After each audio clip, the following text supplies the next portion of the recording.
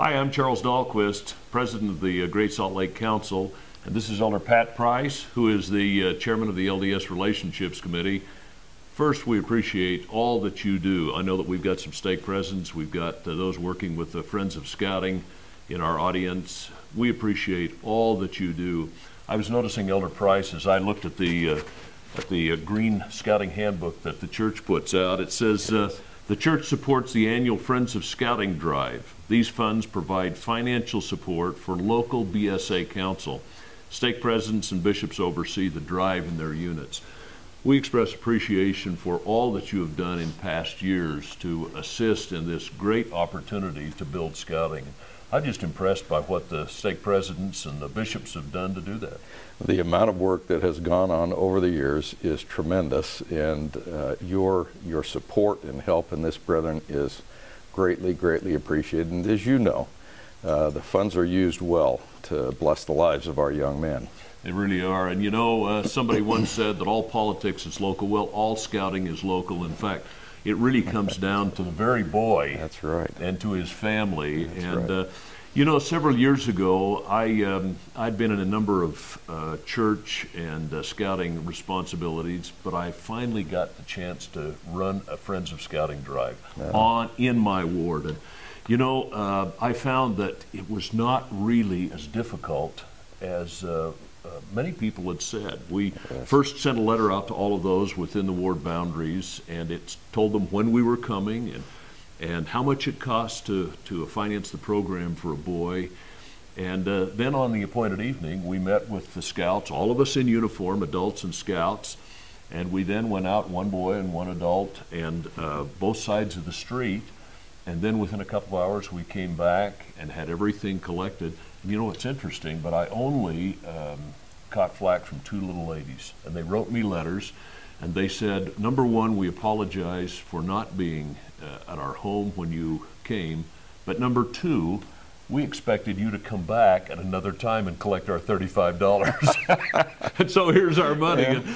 And I learned a great lesson, and that is there are a lot of Friends of Scouting all over the country who owe an awful lot to scouting and what it's done in their lives and in the lives of these boys. Yes, there are, and we miss a great opportunity when we don't go home to home to take a chance to introduce ourselves, to reacquaint them many times with a love of their lives and an organization that provides us marvelous values in the lives of our young men and benefit to the community. So it's really important. That's exactly right. You know, there are a couple of things that you probably ought to know about our drive this year, and that is, number one, we're interested in every home being invited to participate. And that is not just to visit the home and knock on the door, but to go back and invite each individual, each family to participate in the Friends of Scouting drive. That's important because this spreads the opportunity to serve. So it's not just going to one person and saying, this is how much we need to raise this year, but to be able to spread that out. Now, there will be other individuals who can give more. Yes, and we really appreciate those individuals who are able to give $100 or $1,000 or $5,000 or $10,000. And we appreciate those who go the extra mile. But it's inviting every single household to participate. And the second thing is this year, as with last year, we now have an opportunity to donate over time, which is helpful for a lot of people. Exactly. For example, in my work, we have a certain charity that just comes out of my paycheck every single paycheck, and it's very painless. And an individual where it may be difficult for them to give $50 all at once, they may be able to give $10 a month and just have it automatically come out of each paycheck. And so that makes it easy for them to do. And so it's a great opportunity to give. Tremendous opportunity. Is there anything that you'd like to tell those who are there, the stake presidents, and those who will be contacting individuals in the ward so that this message can get to the end of the row? Well, yes. Thank you, Charles. We, as we've discussed this within the council on how to approach this annual Friends of Scouting drive, which we take the time annually to do. Our thought was, just as Charles had said, and you said it much better than I, but what we're trying to do is to broaden the base.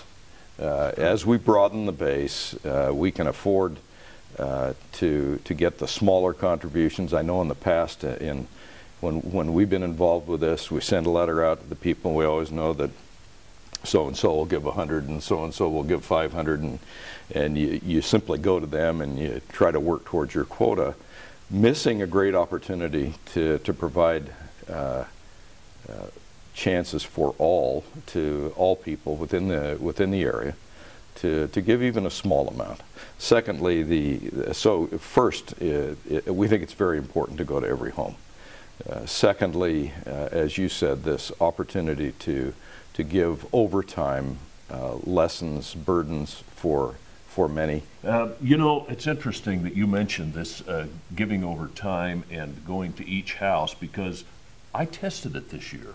And that is, I said to my ward, look, I'll give this much, but I'll also give a certain amount in addition once you have already contacted every family. Now, when the original report came back, they said, we've met our goal. That was the goal that they had set. And we've met our goal, and I said, have you contacted every family?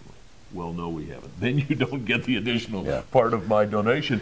And the difference in our ward alone was $2,000. Yes. From the time that they had, quote, made their goal until the time that they had contacted every family, there were not huge amounts that came in, but these families had an opportunity to give back. That's the key, is giving back. Right. And it's a good thing for them. So.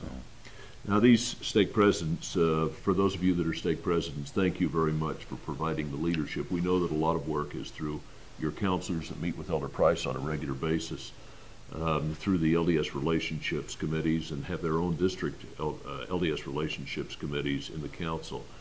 And those are very, very important for a couple of reasons. Not just because you meet and receive information that you take back, but it's very important because it is establishing and massaging and building and strengthening this relationship between scouting and the Aaronic priesthood, which is absolutely critical. Your feedback is very important. And so if you're a stake president and if you have a matter that is concerning you with regard to this relationship, we just encourage you to get to your counselor, make sure that he has the information and that he brings that to the next LDS relationships meeting. So, and Elder Price, I think you're having regular.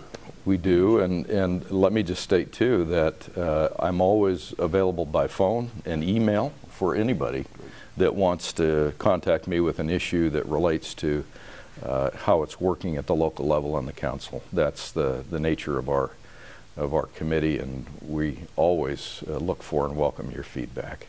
Thanks, Elder Price, and thank you all for all that you're doing.